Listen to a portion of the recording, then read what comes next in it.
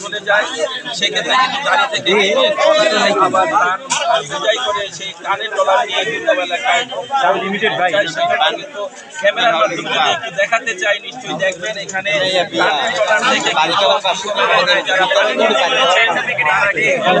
ছুটোছুটি করে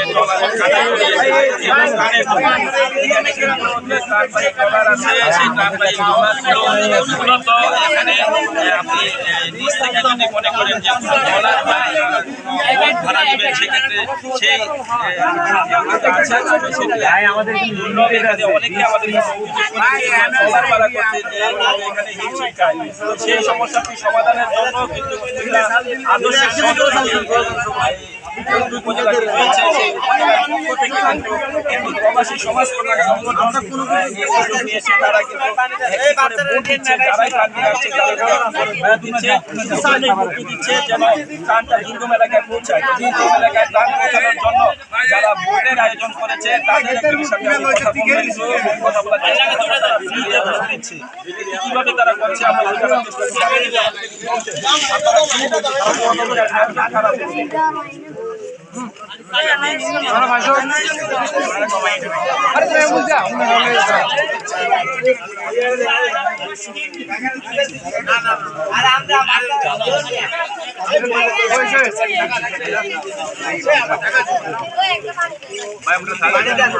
ভাই শুকনো কারো লাগবে? ঠিক আছে।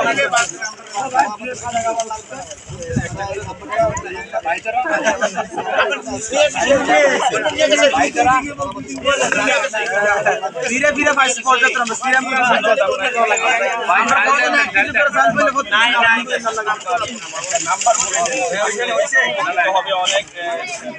সব ভারী নিবে, ভারী নেই ওই জায়গায় আছে দেখ।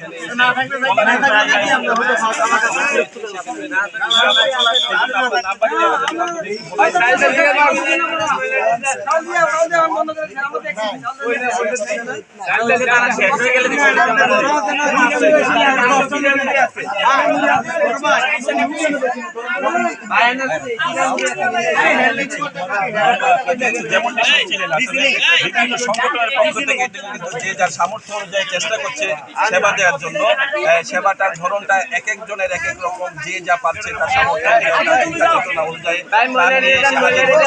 এখানে আমরা একজন ত্রাণবাহীপালার যার ট্রলারে আমরা আছি, যিনি ঢাকা থেকে এসেছেন ত্রাণ নিয়ে, ওনার সাথে কথা বলার চেষ্টা করবো। আপনি তো ত্রাণ নিয়ে এসেছেন এই এলাকায়, দুর্গম এলাকায়, আপনার ত্রাণ নিয়ে যে এসেছেন এখানে এসে কি অবস্থা দেখছেন, সার্বিক অবস্থা যদি আমাদের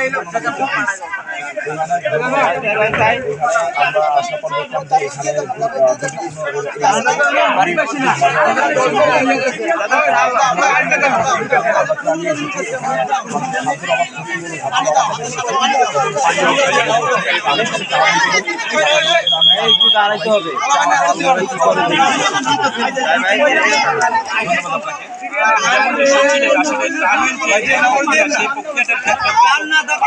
যাওয়ার কারণে এখন শুকনা খাবারের চাহিদা এখানে কম রয়েছে,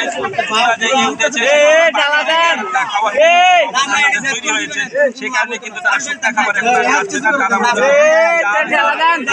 তারা চাচ্ছে তাদের অন্যদিক চাহিদা হিসেবে কিন্তু আরেকটি চাহিদাও রয়েছে, সেখানে কিন্তু পানিবাহিত প্রকট দেখা দিয়েছে। পানিবাহিত প্রকটের কারণে কিন্তু এখানে ডায়রিয়া, কলেরা, বিভিন্ন রকমের হচ্ছে বৃদ্ধ সহ মানুষ। সেখানে যদি তাহলে বলতে হয় যে যারাই দাঁড়িয়ে তাদের সাথে